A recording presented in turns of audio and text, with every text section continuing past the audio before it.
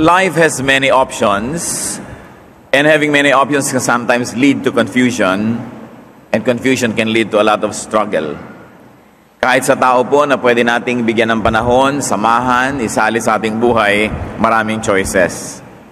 Choosing companions, associates, and friends, even material for friendships and lasting relationships can bring about a lot of confusion.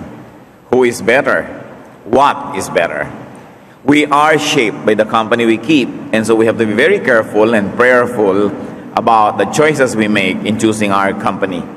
At sa patuloy po ng ating paghanap ng buhay na kagustuhan sa atin ng Panginoon, matahimik, mapayapa, maunlad, pag-usapan natin sa tulong ng Diyos, the better company. Sino nga ba ang higit na mabuting kasama? Anong uri ng mga tao ang higit na mabuting pinapayagan natin na magkaroon ng access sa ating buhay? Heavenly Father, we thank you for your goodness to us. We thank you that you are our Father, our friend, our companion, our sustainer, creator, protector. Salamat sapagkat kayo ay lahat-lahat sa aming buhay.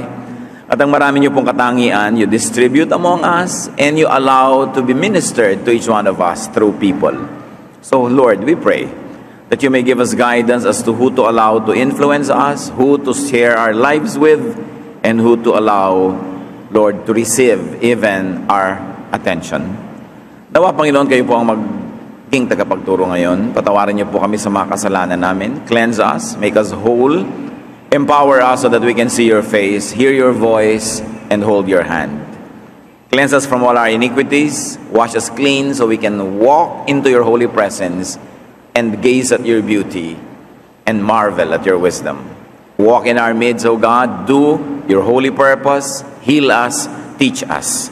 In the name of Jesus Christ, your Son, our Lord, we pray. Better company. Marami pong pagpipilian, but the Bible says thinkers are better than mere money makers. Thinkers as companions are better than people who focus only on making money, on making currency, or making a name. Kadalasan sa tingin natin, masarap kaibigan, masarap lumapit sa maraming pera, sa gumagawa ng pera, sa sikat, the rich, the famous. That may be true. But if we're going to have to choose between thinkers and people who only make money, the Bible says in Proverbs 16:16, how much better to get wisdom than gold, to choose understanding rather than silver. Higit daw na mainam sa ginto ang magkaroon ng karunungan. At higit pa kaysa pilak ang magtaglay ng pangunawa. Kung agad-agad nating iniisip, mahalaga yung pera, mahalaga yun, totoo naman. Pero kung papipilian tayo, marunong nakasama o basta mapera lang nakasama, hindi ka naman nakakatiyak na yung mapera, bibigyan ka nga Baka nga kaya nagkapera yan dahil hindi mahilig mamigay. Although meron din namang mapera na mahilig mamigay. Pero yung taong marunong, pagkasama mo yon, siguradong hindi ka pagkakaitan, yung karunungan niya magiging sayo rin. Matututo ka pagkasama mo siya. At kung merong isang walang alam na mapera, nagkaroon bigla ng brownout or blackout, pwedeng pagkaliwanag, wala na siyang pera kasi hindi naman siya marunong. Pero yung walang pera na marunong, malaki ang chances, pagkakapera rin yun. Kasi marunong. Although it doesn't always follow, there's a big opportunity. Thinkers give insight. They give us guidance and enlightenment. Therefore, they are great treasures. Kung meron kayong kilala na magaling mag-isip, mahusay mag-isip, palaisip ng mga dapat pinag-iisip, cultivate friendship and cultivate companionship.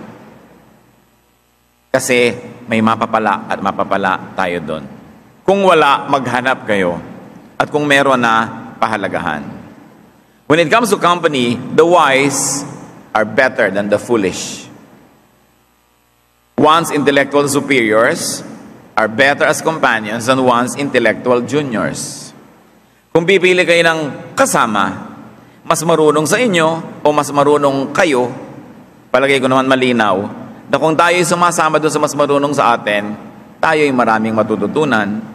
Kasi ikaw na yung bida, ikaw na yung teacher, ikaw na yung nando sa top of the food chain, pero lahat naman ng kasama mo, wala ka nang mapala. So nauubusan ka yung kasama mo sila, samantalang kung kasama natin ay marurunong, tayo ay nadadagdagan. Ecclesiastes 7:5, it is better to heed a wise man's rebuke than to listen to the song of fools. Mas mahalaga yung pamiminta sa'yo o pagkikriticize, pagtutuwid ng isang marunong kesa pagpupuri ng isang hindi naman.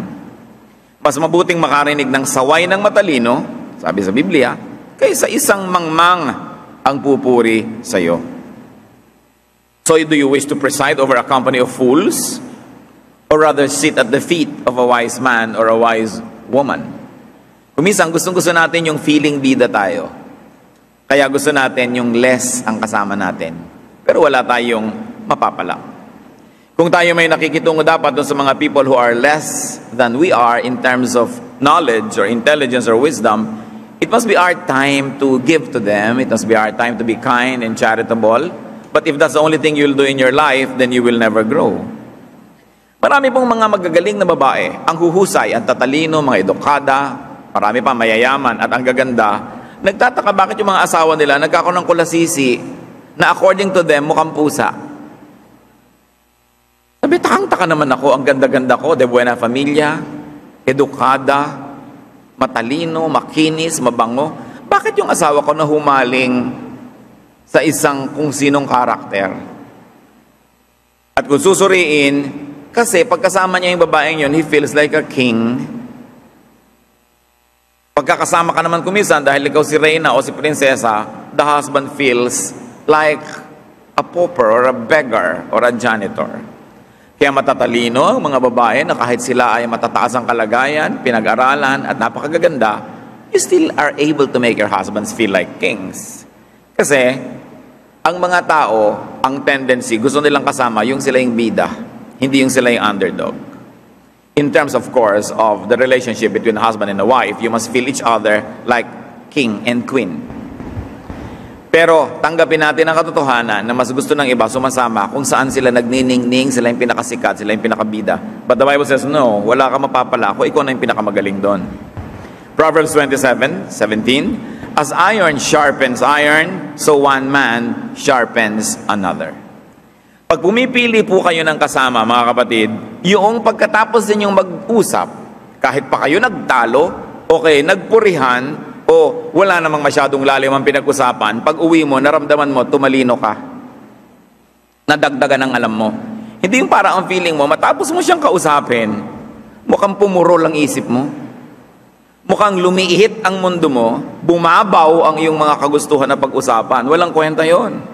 Bakal ang nagpapatalim sa kapwa bakal, sabi ng Biblia, at isip ang nagpapatalas sa kapwa isipan. So kailangan, hindi lang yung ang saya naman nakasama siya, tawa ako ng tawa, na puno ng hangin ang tiyan ko. Hindi naman yun ang goal ng pakikipag-usap lang, bagamat paminsan-minsan nakakatulong. Pero kailangan, pagkatapos yung mag-usap, sabi mo, tumalino ako. May nalaman ako, may nadagdag sa akin. At higit sa lahat, mga kapatid, nagkaroon ako ng kaliwanagan. I was enlightened. Alam niyo, pinagkaiba ng liwanag at hindi liwanag. Ang ganda-ganda ng mga alahas mo, mga brilyante, mga perlas, mga ruby. Pero pag walang liwanag, di ba, hindi mo naman siya kita. Pero pag naliwanagan, dumaan ang liwanag sa kanyang likod, sa kanyang gilid, kumikislap, gumaganda siya. Ganun ang lahat ng bagay pag naliliwanagan. Ang isip mo man, may laman naman eh. Pero unless tamaan ang liwanag yan, hindi siya magniningning. At may mga tao na ang kanilang katalinuhan, liwanag. Pag nakakasalamuha natin, nakakausap, yung dati na nating alam, na alam naman nating nandun, nagkakaroon ng mga bago at magagandang kahulugan.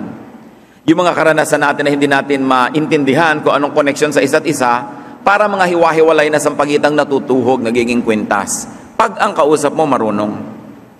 Pati ang sarili mong hindi mo mauna-unawa, ang ugali mong hindi mo maintindihan, oras sa kanyang sinuri, ay lalo mong naiintindihan. Gumaganda ang pananaw. Ito ang mga tao na blessing sa buhay. Dapat meron tayong mga ganyang kasama at kausap. Hindi lang laging masaya kasi. Wala namang nararating yang kasiyahan kung puro ganun na lamang, puro walang katuturan na tawanan ng tawanan, pagkatapos hindi naman aasenso ang iyong pag-iisip. Company and conversation should lead to personal improvement and to personal brightness. At makikita pa po natin ang pinagkaiba ng foolish people sa wise people. Because according to the Bible, desperate beasts are better company than foolish men. Tulad ng sinasabi sa Proverbs 17:12, better to meet a bear robbed of her cubs than a fool in his folly. Wala naman tayong bear o oso sa ating kultura. Pero yung mga oso or bear, sobrang mabagsik na mga hayop yan at malalaki. At kayang-kaya kanyang pagpilas-pilasin na parang papel, lalong-lalo kung ang kanyang mga anak na mga maliliit ay nawawala. Napakabagsik niyan at galit na galit at ang makasalubong ay talagang pagbibintangan niya na siyang kumuha ng kanyang anak kaya paghihigantihan niya.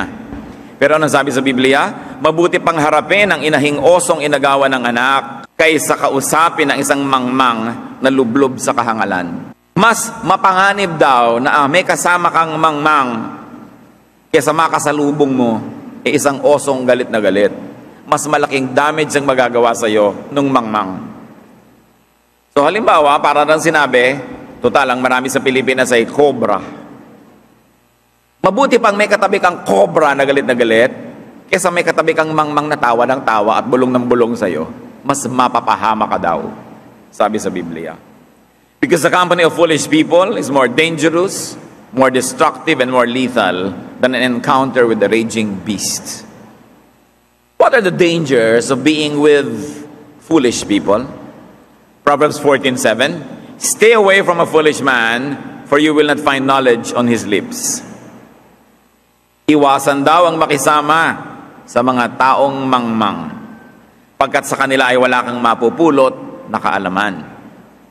Sa Proverbs 30:20, he who walks with the wise grows wise, but a companion of fools suffers harms. Ang nakikisama sa may unawa ay magiging matalino, ngunit ang kasama ng mangmang ay masusuong sa gulo. Puriin ang kasama. Puriin ang pinakikisamahan. Hindi po sinasabi ng Biblia na tayo umiwas na lang buong buhay at huwag man lang makipag-usap sa ating ituturing na mangmang. Ang sinasabi, kung ating lilimiin, huwag kang sobrang makisama to the point na na-influence ka na. Sumama ka, maging charitable ka, maging mabuti. Ikaw naman siguro ang dadaluyan ng karunungan para siya dumunong. Pero ikaw dapat na nagtuturo, hindi ikaw tinuturuan. Ikaw dapat ang nakaka-influensya, hindi ikaw ang nakakaladkad niya sa kanyang mga kahangalan sa buhay. At pagkaalam mo na ang kausap mo'y hangal o mangmang, maingat ka. Ibig sabihin, hindi ka laging naniniwala. Tinitimbang mo muna ang pinapakinggan mo bago ka sumunod. At hindi ka lagi na lamang na sumasangayon. Sapagkat baka malibang ka, oo ka ng oo, kung saan kanya dalhin. Binabantayan ng ganyang mga bagay.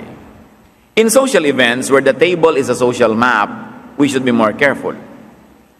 Why is the table a social map? Pag may handaan, makikita nyo, halimbawa kasalan, dito nakaupo sa lugar na ito ang bagong kasal, yung mesang pinakamalapit sa kanila, usually ang table of honor. Yun ang presidential table, o nandun ang mga ninong at ninang. Yung sa banda-banda dyan, yung mga matatalig na kaibigan at pamilya.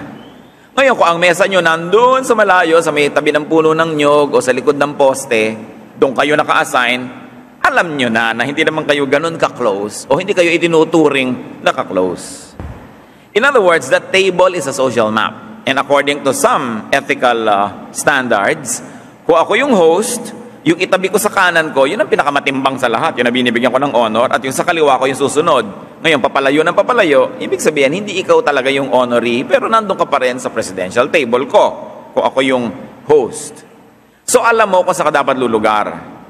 Because there are people who do not observe protocol and they promote themselves, especially at dinner tables. Pero ano sinasabi tungkol sa companionship? It is better to be with the humble than the proud. Or it's better to be with the lowly than those who are celebrated. It's better to be with one's equals or juniors than to try to squeeze yourself to be among the seniors.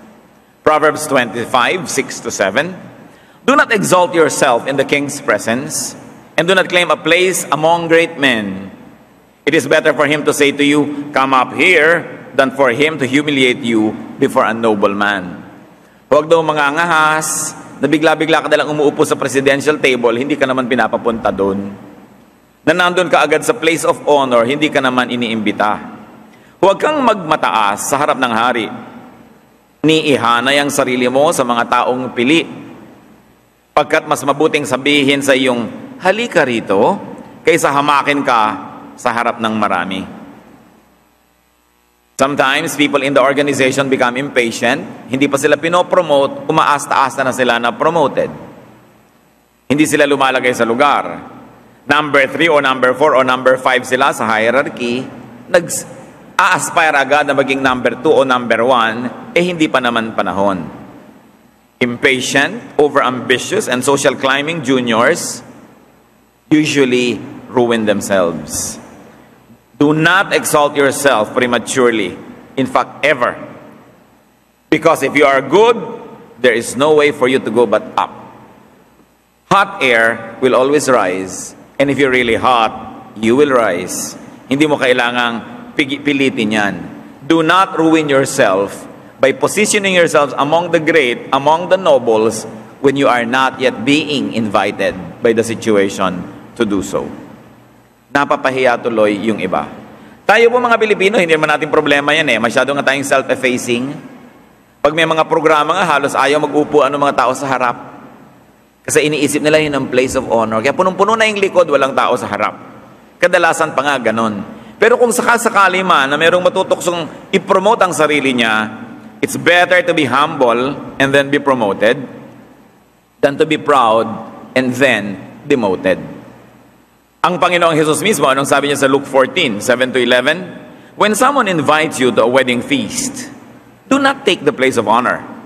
For a person more distinguished than you may have been invited. If so, the host who invited both of you will come to you and say, give this man your seat. Then humiliated, you will have to take the least important place. But when you are invited, take the lowest place, so that when the host comes, he will say to you, friend, move up to a better place. Then you will be honored in the presence of all your fellow guests.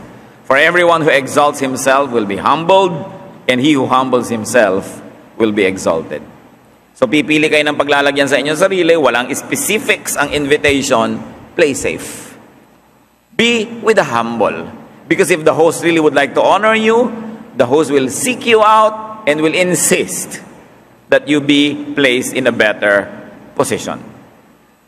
Talking about company, it is better to be with the oppressed instead of the oppressor. Proverbs 16:19, better to be lowly in spirit and among the oppressed than to share plunder with the proud. Higit daw na mabuti ang magpakumbaba kahit na mahirap kaysa makihati sa yaman ng mapagmataas. Sino ang dapat makinig dito? Lahat tayo. Kasi kadalasan namimili tayo, kanino ba ako kakampi? Sa nang-aapi o sa inaapi? Sa makapangyarihan o sa mahirap? O sa mahina? Unless it is very clear that those who are powerful are really the righteous ones also, and therefore we are, of course, to side with righteousness, whether or not the righteous is weak or strong, poor or rich. But when that is not clear, and very especially if it is clear that the oppressor is unrighteous, or the powerful is unrighteous, the people of God are taught by Scripture to side with the oppressed. Lalong-lalong dapat pansin ito ng mga abogado, ng mga hukom, ng mga huwes, people of power or influence. May lalapit sa inyo, nagtatalo ang kaso, isang mayaman, isang mahirap, isang makapangyarihan, isang mahina. When the line is not clear, you know na dapat hinihingi ng Biblia na bigyan natin ng higit lalong pagtingin yung kaawa-awa, yung mahina, yung mahirap. Power is God-given. Ito'y pahiram lamang. And power should glorify God. Very clearly, God is on the side of the oppressed. God is on the side of the weak and the victims of abuse. Unless the oppressed or the weak or the victims of abuse are really very, very unrighteous, that's why they are being oppressed, or that's why they are weakened, or they have become victimized by their own folly, then we know that we should take up their causes. Psalm 9:9, the Lord is a refuge for the oppressed, a stronghold in times of trouble. So do not insist on hobnobbing and rubbing elbows with oppressors. though they may look glamorous. Refuse to walk in the counsel of the wicked, though immediately sometimes they give satisfaction. Choose the better company. Kung tayo namimili, kanino ba ako ngayon makikiumpok, kanino ba ako makikipagmabutihan, itatanong nyo lang, kung si Jesus ay narito, kanino kaya siya makikiupo? Halimbawa, merong isang grupo dyan, isang mesa ng super strict, super righteous, super duper, squeaky clean religious leaders. At meron dito isang mesa ng mga sinners. Sa palagay nyo, saan uupo si Jesus? Pag-isip-isip. Jesus decided to throw his lot among these people, to give them validation, give them companionship, teaching, to give them guidance, and to give them strength. Kaya si Jesus kinilala, friend of sinners. In fact, his harshest words were against the hypocritical and self-righteous religious system. Kaya hindi tayo lang dapat ikinakahiya na, ay, kasama ako ng mga kapuspalad, kasama ako ng mga makasalanan, kasama ako ng mga taong labas, kasama ako nito mga people who fall in the cracks. Kasi si Jesus man, pinili niya na doon makisalamuha. Doon siya nakisama, hindi siya nakisama. Siya ay nakisama, nakisalamuha, nakipagmabutihan para siya maging blessing sa mga yon. At tayo man ngayon, pwede natin gawin yan. The better company, mabuti pang wala na lang kasama kaysa magulo. None or oneself alone is better than a vexing wife or a vexing companion. Proverbs 21:9, better to live in a corner of the roof than share a house with a quarrelsome wife. Isang talinghaga. Yun po mga bubong sa mga bahay sa Israel, flat.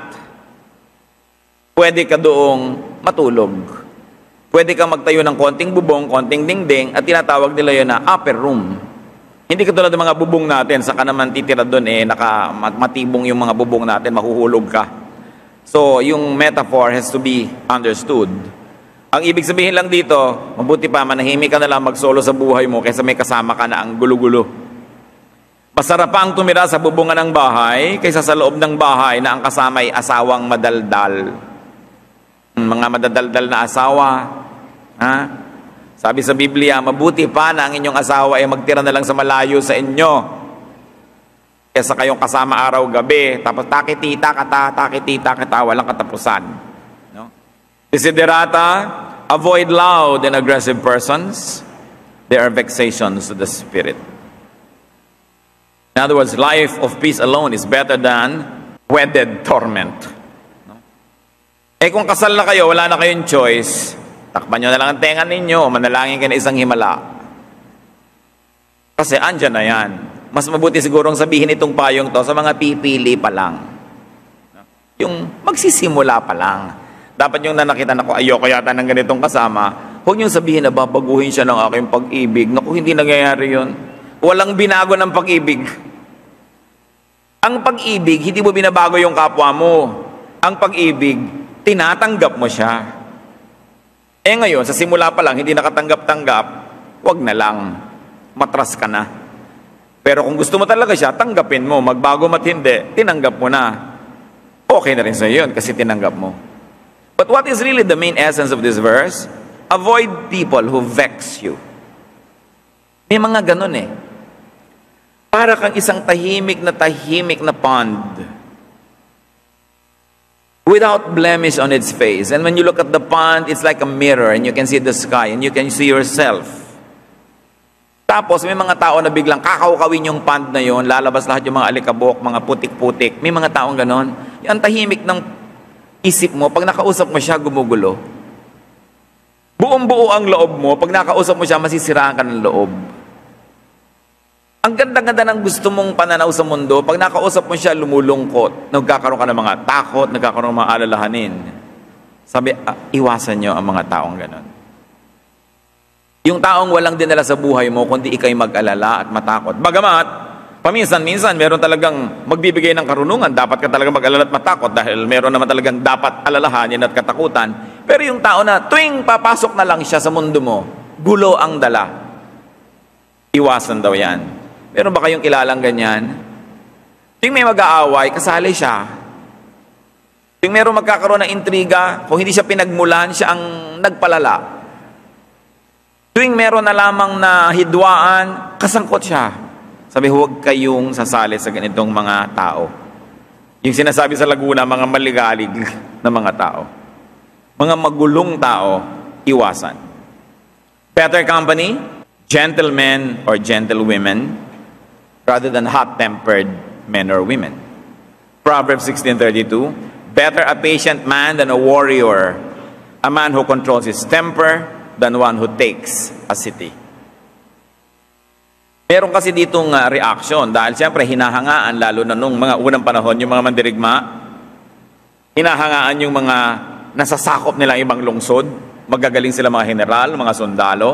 Pero sabi sa Proverbs, mas mainam pa, mahinahon ang iyong kasama kaysa isang mapusok na tao. Mabuti pa yung gentle kaysa warrior na victorious.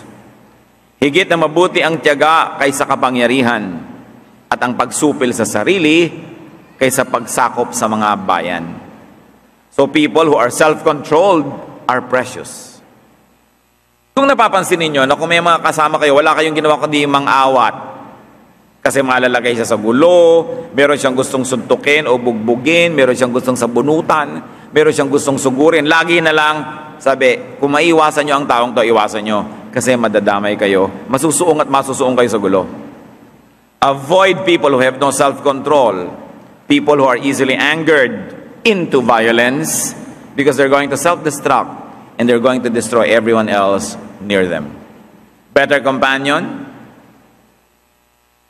yung peace-loving person. Aggressive, warlike, and violent people attract trouble.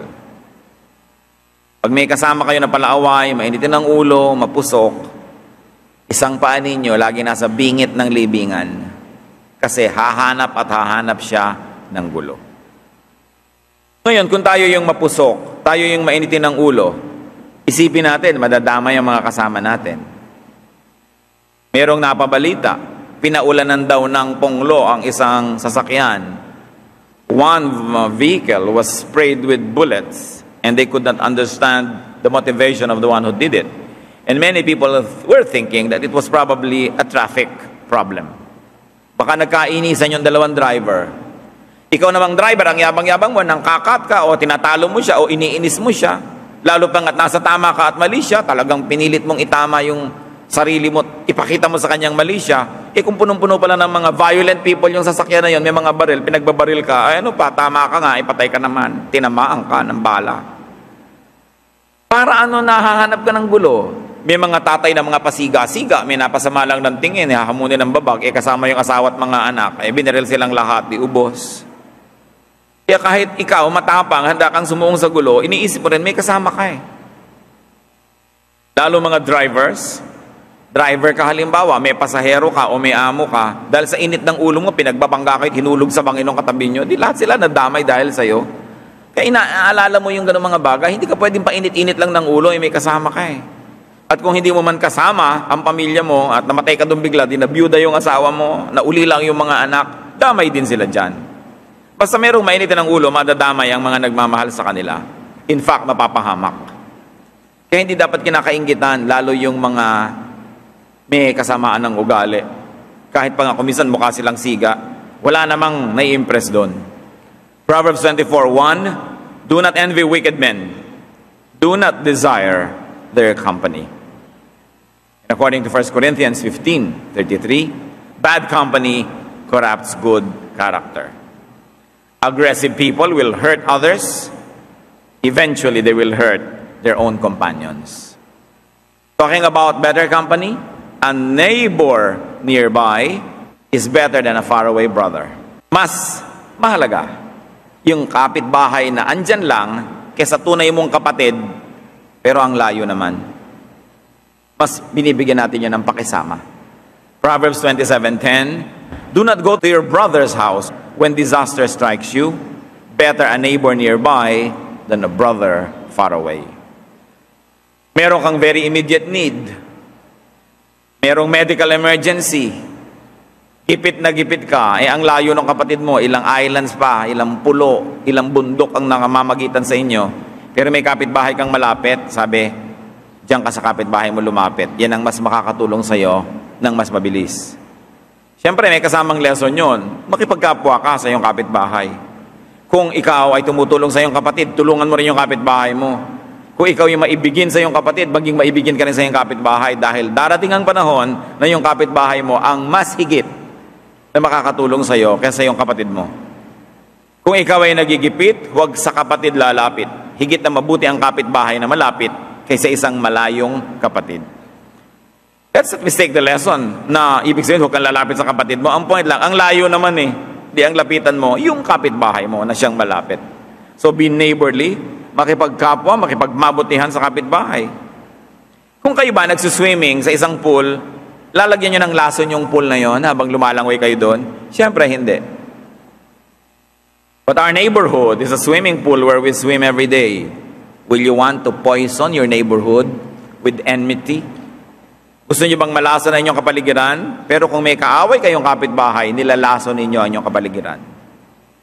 Kung may nagnanakaw sa inyo sa gabi, hindi man lang kayo tulungan yan kasi kagalit nyo Kung nasunugan kayo, baka nga hindi pa kayo niyan tulungan na magbuhat ng mga gamit kasi kagalit nyo. O baka siya pa sumunog sa bahay nyo kung medyo liko ang takbo ng kanyang isip. So bakit kayo makikipag-away sa kapitbahay? Kung talagang pala-away kayo, awayin nyo yung nandoon sa malalayong pulo. Pero yung kapitbahay nyo, aawayin ninyo. Inay napakalaking kahangalan. Kasi kahit kanya hindi sunugin, kahit hindi magkaroon ng disaster na kailangan mong tulong niya, yun lang araw-araw naninigas ang leeg mo sa pag-iwas na makasalubong siya, hindi ba problema na yan? Yung pag nadidinig mo yung tugtog galing sa bahay niya, inis na inis ka kasi hindi dahil yung tugtog ay nakakainis, dahil inis ka sa kanya. So sino nila lason mo yung sarili mong buhay pag hindi ka nakikipagmabutihan sa iyong mga kapitbahay?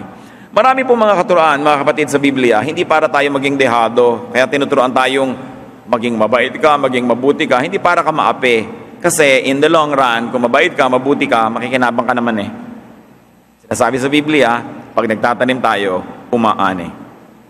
Do not poison the water in which you swim, especially the workplace. Many people spend 8 hours a day in their workplace. 8 hours is 1/3 of the 24 hours of every day. So at least 1/3 of your life, you are at work. What will be the quality of that 1/3 of your life if your environment in your workplace is poisoned by enmity, by strife, by intrigue, by quarrels? So ikaw din ang lugi. Ang matalinong tao, hindi pala away. Ang matalinong tao, peacemaker.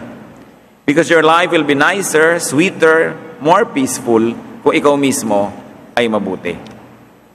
Humble sinners are better companions than proud saints. Self-judging sinners are better companions than judgmental or self-righteous so-called saints. Kaya ang Panginoon halubilo na mabuti doon sa mga tinatawag na makasalanan. Matthew 11:19, the Son of Man came eating and drinking, and they say he's a glutton and a drunkard, a friend of tax collectors and sinners. He went with the sinners more than with the so-called saints. Meanwhile, no one is a saint. No one is righteous.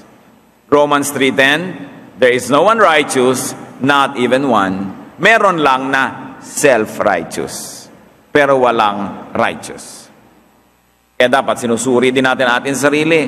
Natuto ng konting verses, naituwid ang konting kalikuan, ang yabang-yabang na, ang liit-liit na ng paningin sa iba, sinusuri na ang iba, ginajudge, sinusurot-surot, samantalang siya man ay marami pang mga buntot na hila-hila at marami pang mga sungay na hindi pa man lamang natatanggal.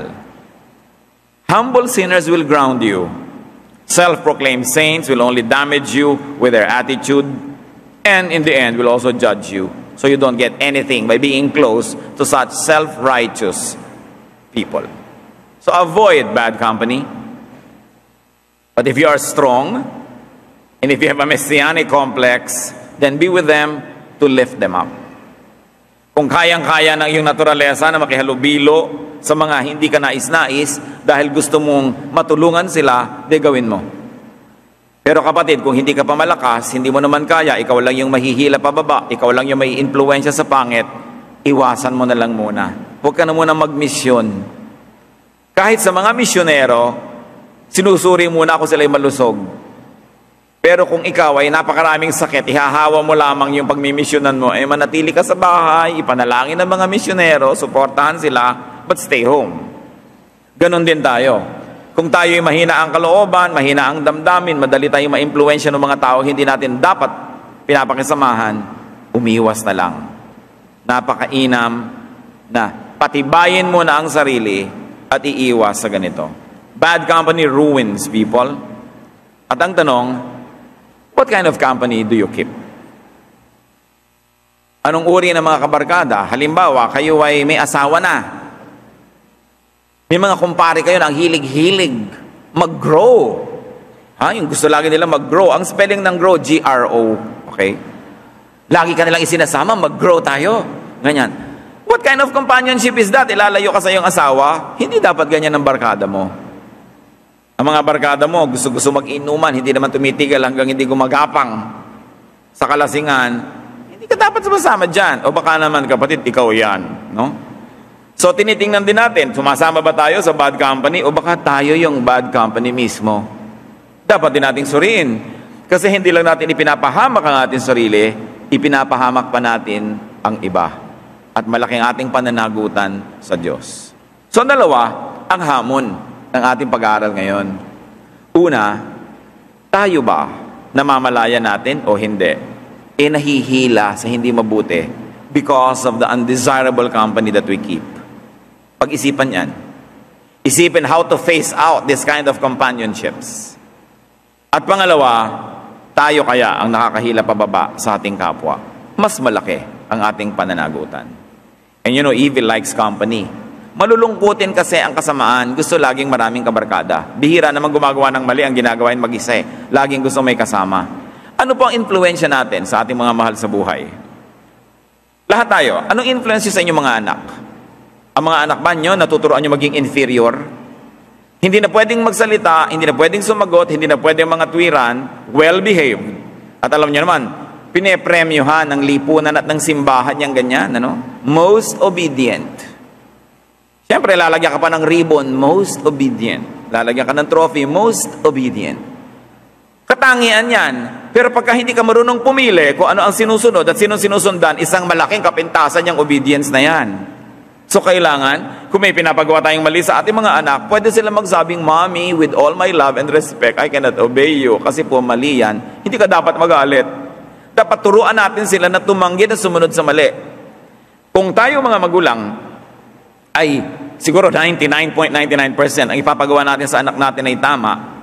Pero pag nasanay sila na sunod lang ng sunod, hindi na nagsusuri, hindi na nangangatuwiran, ano ang gagawin nila sa ibang mga tao na magpapagawa sa kanila ng mali? Hindi sila marunong tumanggi. Dapat tinuturuan natin silang tumanggi. Sabi nga ni Jose Rizal, ang mga mangmang na ina ay magpapalaki lamang ng mga anak na alipin. Sapagkat aarugain nila at kakandungin sa kandungan ng kamangmangan at kadiliman ng mga anak para palakihin lang ito upang maging alipin ng iba. So anong influence natin sa ating mga anak? Tinuturoan ba natin silang mga tuwiran? Hindi masama mga tuwiran, basta magalang. Pero dapat pwedeng mga tuwiran, pwedeng tumanggi. Hindi pag sinabi natin, sunod na lahat. Kasi pag nasanay silang ganon, paglaki, kahit na si Satanas ang yumaya, sama. Kasi hindi marunong tumanggi. Anong influence natin sa ating mga asawa? Yung asawa nyo ba na dating namumulaklak na talagang napakaganda ng kanyang pagkatao mula nung napangasawa kayo, naluoy? Dahil hindi nyo pinayagang mag-blossom, hindi nyo pinayagan na magkaroon ng karir, hindi nyo na pinayagan na maging tao, naging anino nyo na lang. Anong influence nyo sa inyong asawa? Ang dami ko nang nakita mga lalaki na ang huhusay, ang gagaling, makikisig, mga masisigla, pero 10 years into their marriage, nawala lahat yon. Ginanya nung asawa. Nawala ng boses. No?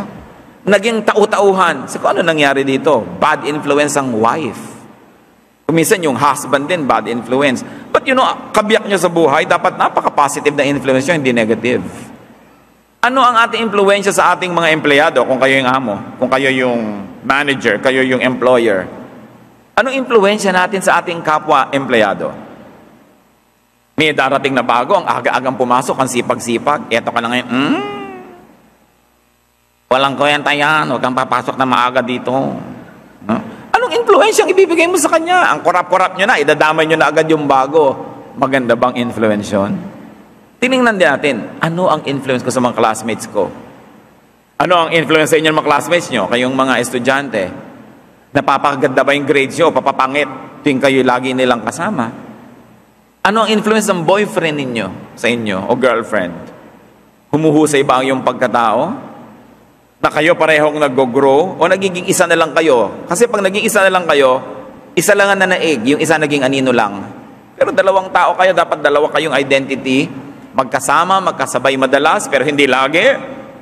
But you must allow each other room for individual growth. Hindi nakain na ng isa yung isa.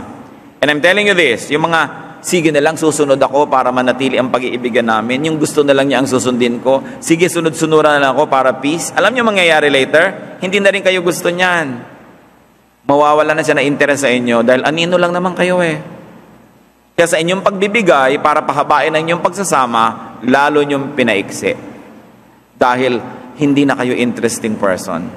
What makes you interesting is your personality, your God-given talents. And any relationship, even romantic and very close relationships, must make room for that growth. So how do sweethearts influence each other? It's very important. How do you allow yourself to be influenced? Even sa church, mga kapatid.